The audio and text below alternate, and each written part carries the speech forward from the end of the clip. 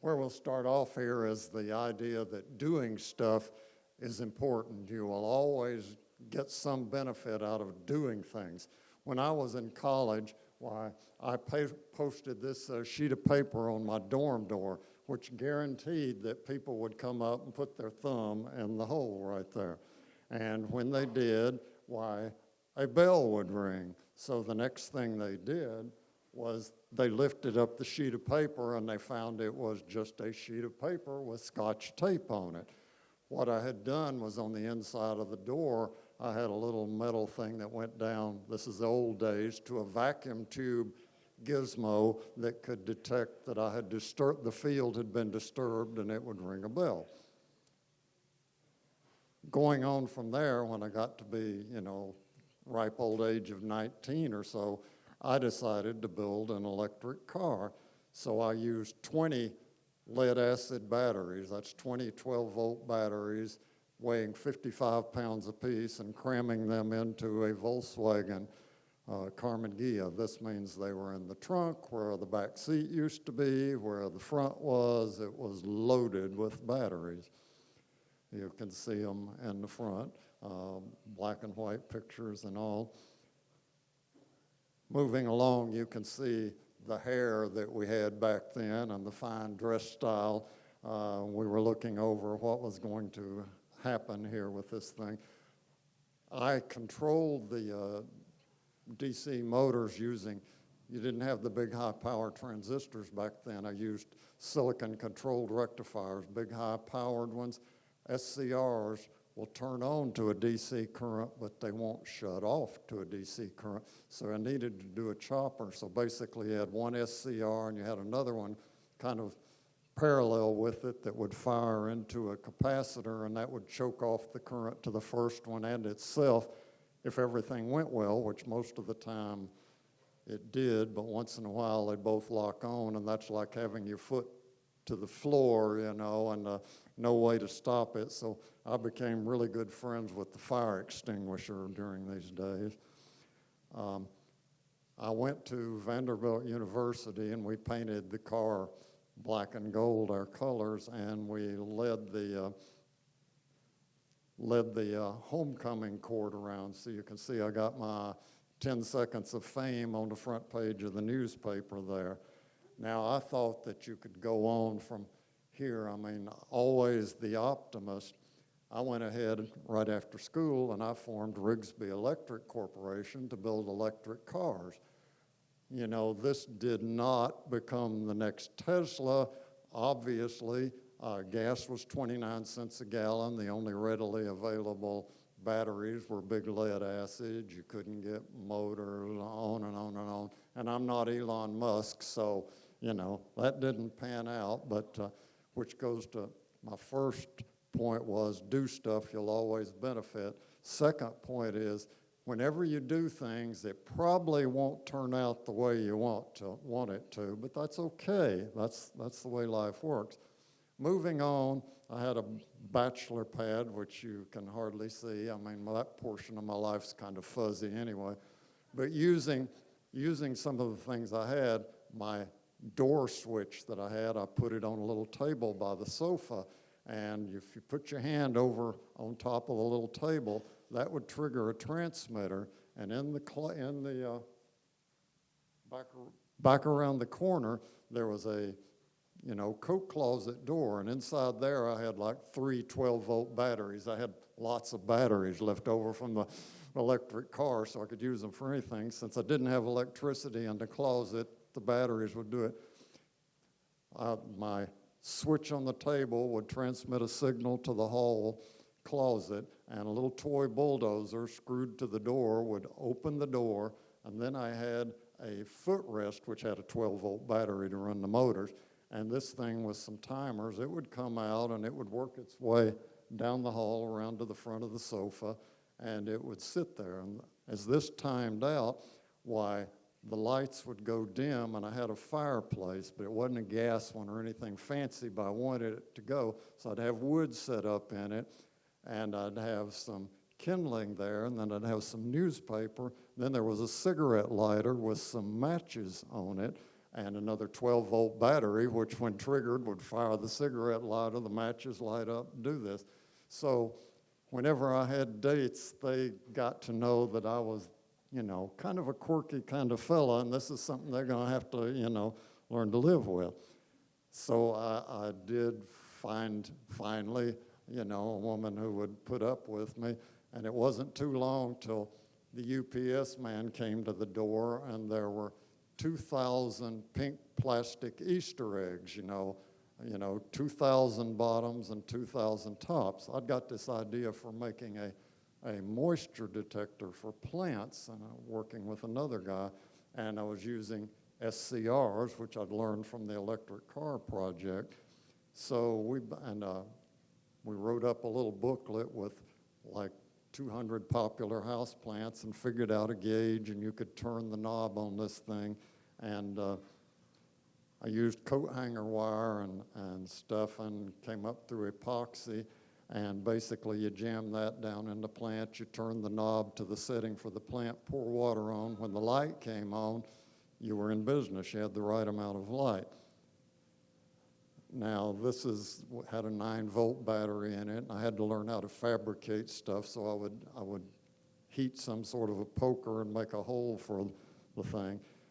The cases were made out of 1/4-inch plywood. They looked like little coffins, if you will, and I had some plastic over the top. And I learned a lot about manufacturing at that point, because these things sold for $10 retail in the store, which meant they were willing to pay $5 to me for it. And it actually cost me $4 in materials. So, there was $1 left over for labor, et cetera. And I think we may have sold upwards of 8 or 10. So that was not the most profitable thing. Moving along, though, things were getting more high-tech. There was an ad in a magazine. IEEE was sponsoring this micro maze contest, and the big thing was, if you wanted a free microcontroller and memory chip, all you had to do was send in and promise that you would try and build this robot that would find its way through a maze. Well, of course, I wanted the free parts, so I did. 6,000 people sent in and got their free parts. And at the first time trials 6 months later in Anaheim, 6 of us showed up, and I was probably the only individual. The others were kind of these teams. But basically, you started from an outside wall, would go to an outside wall, had black sandpaper and these little walls right here. Now, my robot, not being too sophisticated at the time, I used springs to detect openings in the wall. I attached those to a micro switch. You'll also notice all the little switches up there. Programming the RCA 1802 microcontroller, you had separate memory. They gave me 256 byte memory chips. That was what you had, 256 bytes. And you had to keep power on them. When the power went away, they forgot what they had on them. You had to have a crystal to make the thing run. There was no programming software and stuff. You had to go really do it by hand. You had to figure out, if you wanted to compare something, you had to load A, and load A would be like F7, and you would have to toggle all the switches for F7, hit an enter switch, and that means you had to keep up with what step you were on, what you had put in. Pray to goodness that you didn't make any mistakes anywhere along the way, and you get all of that programmed in. So, you learned a lot, and your programs were pretty darn concise. You can see the inside of my switch and trying to make some connectors to get around in there. There is me. My robot changed from a tank to, Space Wars, all kinds of things happened along the way. But as time went on, it went through the various trials. When we showed up at the first one, the people were so embarrassed that were sponsoring it because they were afraid that the next time trial they would have nobody show up. So they asked if they could keep my robot and send it around. So my little robot made it around the world, actually, all over places, came back as kind of a box of parts, because after traveling around the world, and it wasn't too well put together in the first place. But the finals were in New York City, and they were at the National Computer Conference, and if you were in the contest, well, you got a free ticket. Well, I wanted my wife to be able to go, and the tickets were like $500 back then, which was a lot of money. So I wanted her in free, so I asked at the last minute, can she enter one too, and get a free ticket? And since I'd been helpful to them, they said, well, sure, do that. So this was our second one, and this was made out of the top half of a pantyhose container, some felt, so forth, Hot Wheels car wheels off there. Then we went to Kmart and got a bump and go toy, and that was the mechanism inside of her mouse. And the whole purpose was just to get us in the door and with a ticket. So, there's the two mice right there in the maze. And going back to point number 2, that you can't tell how things are going to pan out. We were there in New York City for the finals, and there were all these really sophisticated things and all. Neither one of ours, hers would go in and come right back out the entrance. It would bump and go, and that's where it came, was where it started from. But, ours were the least sophisticated, didn't make it through. You were supposed to have 3-time trials, and then the final one, fastest one got in.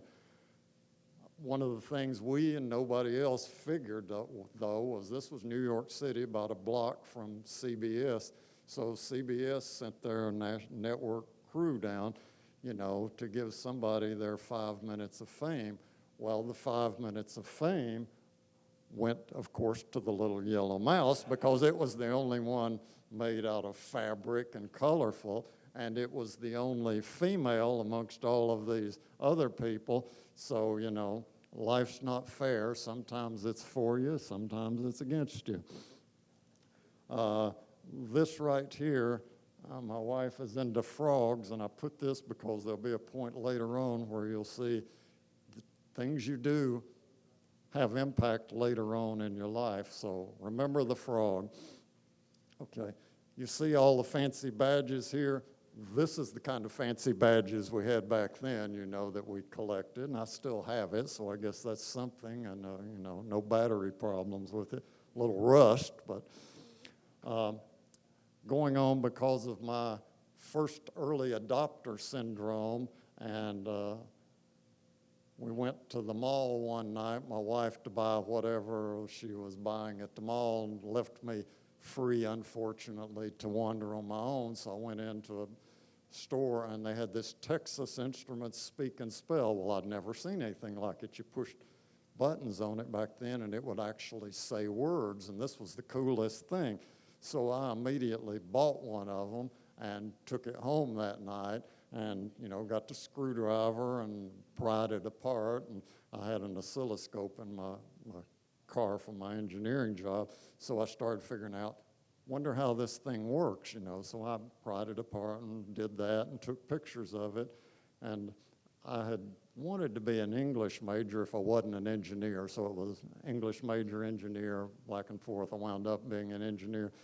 So I wrote an article and there was a computer magazine called Byte, which was like 400 or 500 pages. It was big back then, but once in a while they'd do a thing, and they had a home brewing issue. Well, I sent in here's how the Speak and Spell works. And you see it got a nice little dissecting the Speak and Spell, got the little color picture and all of that in there. I was happy, here I am getting into the magazine. And here I show some of the pieces and how I thought it would work. I mean, there was criticism afterwards, that's not how it works and all that. But then I got a call one day from one of the guys who designed it. He was at an airport. He said, you are a lot closer to the truth than anybody wants you to know. Texas Instruments doesn't want people to think it was that easy to figure out.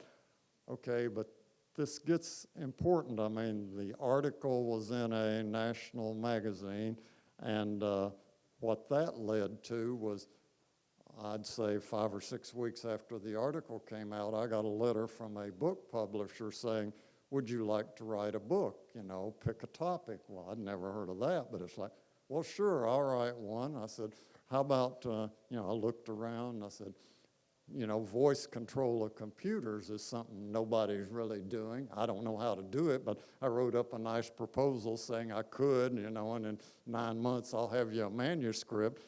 And so I got started on that. Now, this was in 1982, so this is a long time before Siri and all of that.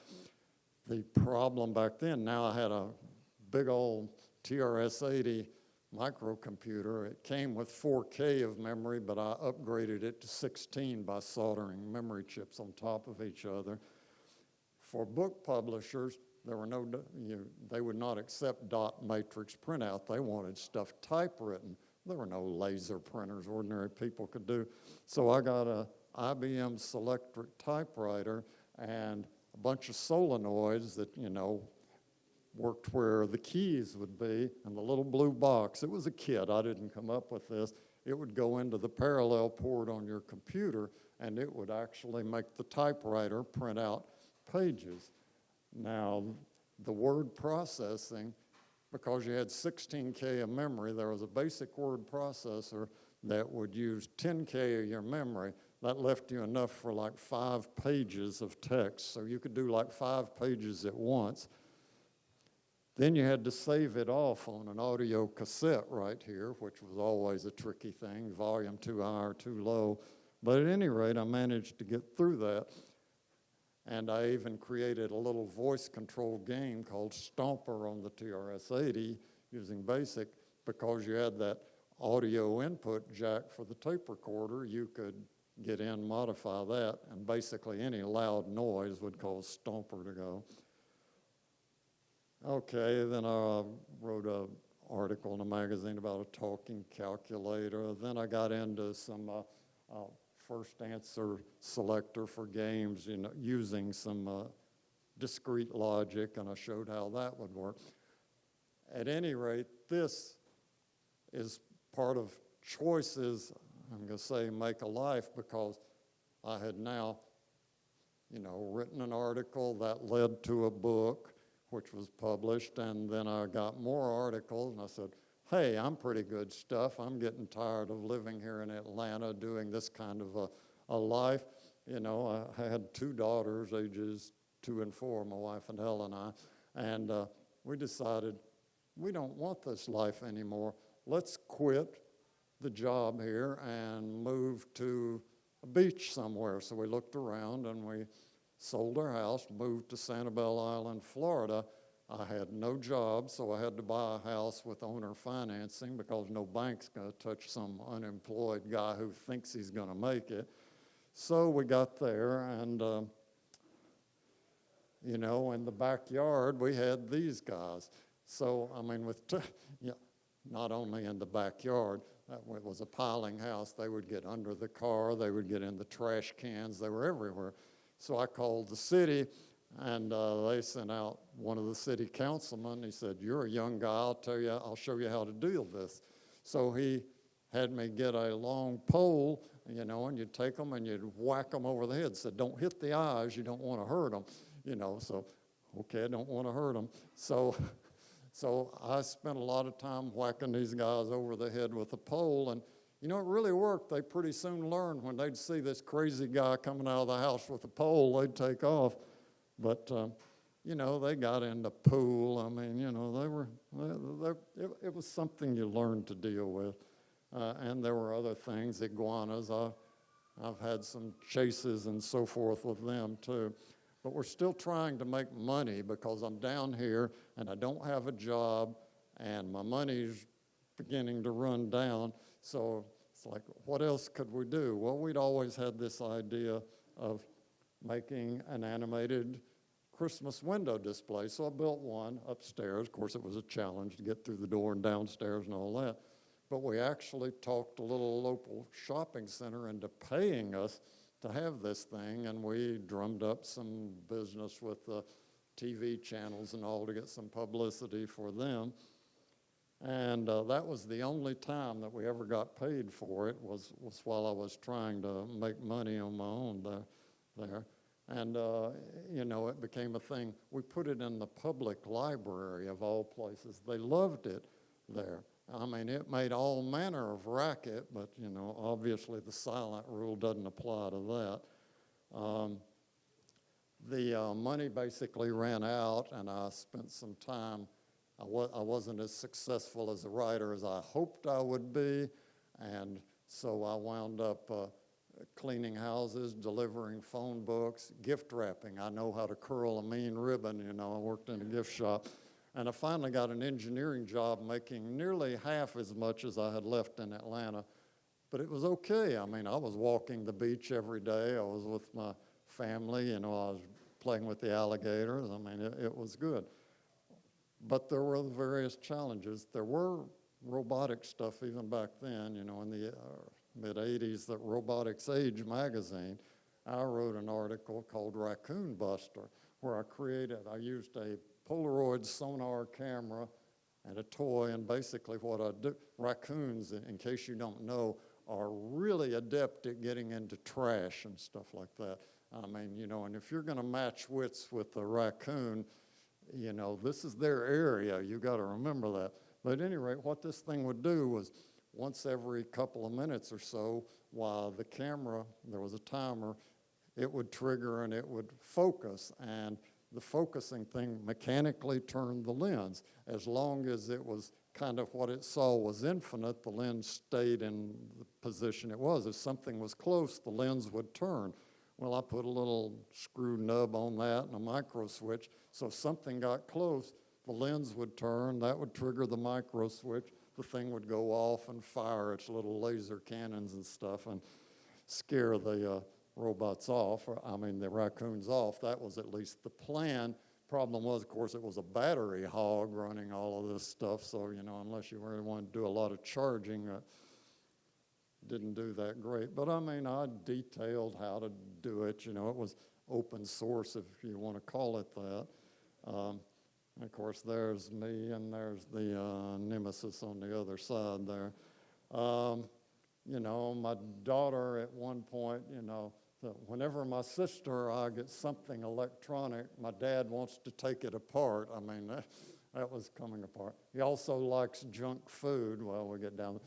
My dad is working on a new electric program. What you do is he has a microphone that you say the word on into it, and this voice says, "Good morning, Mr. Rigsby."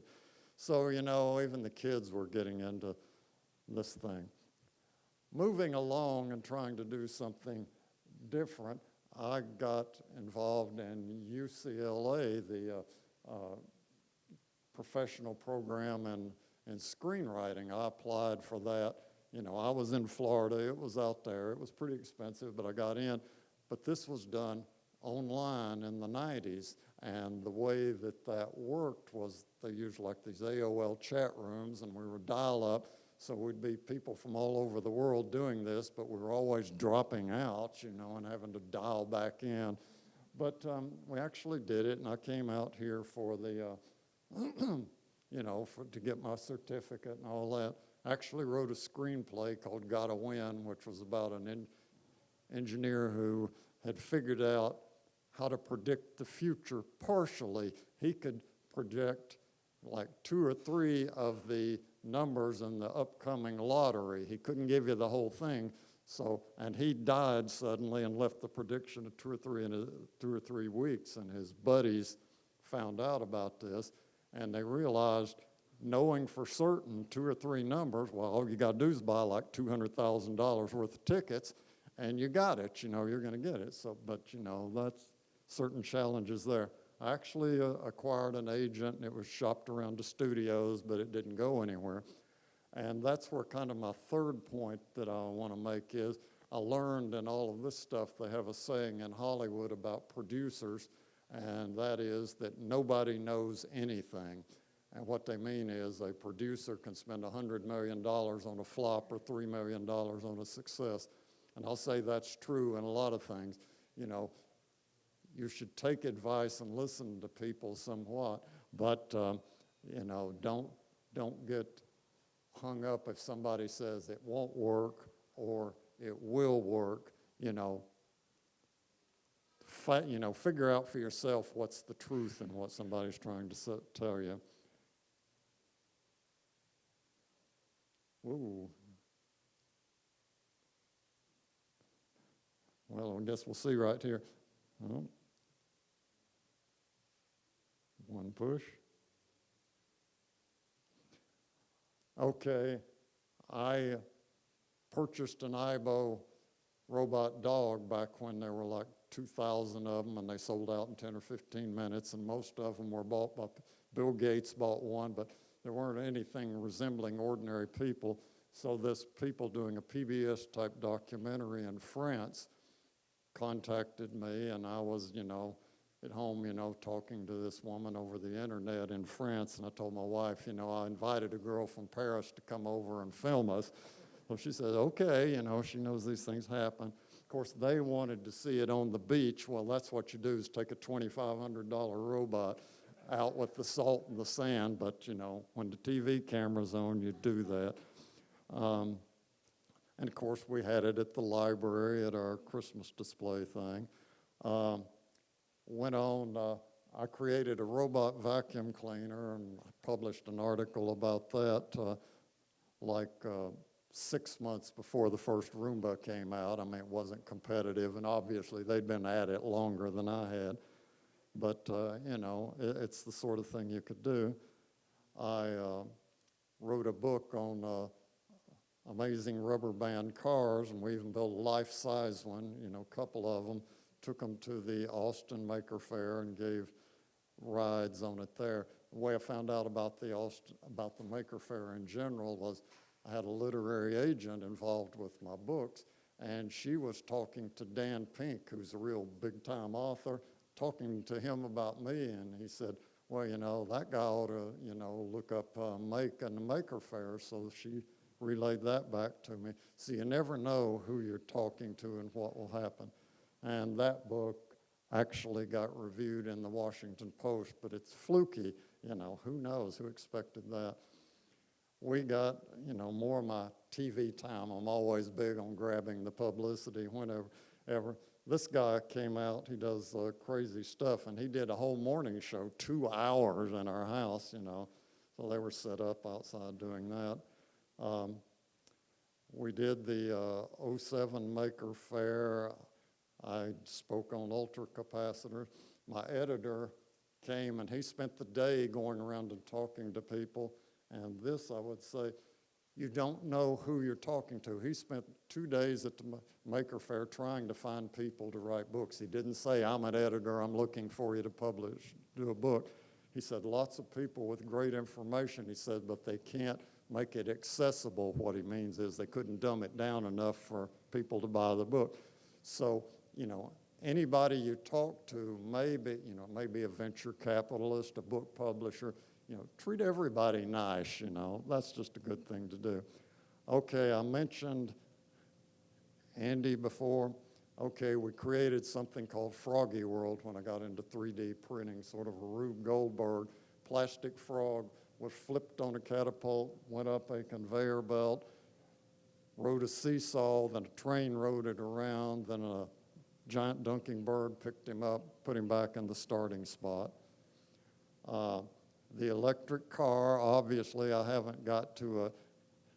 didn't go to a Tesla. I went, this route, an old Insight, but that's as close as I've got to an electric car right now. The Christmas display, that was crude pre-microcontrollers. Now that's something we've got like 20 microcontrollers. We put this in a little local shop in the village, get a lot of local publicity. We just enjoy it. So really, I would say do stuff. Nothing's going to happen if you don't do stuff. Don't expect things to turn out the way you plan, because they'll turn out how they're going to do. And nobody knows anything, So don't worry about what people say.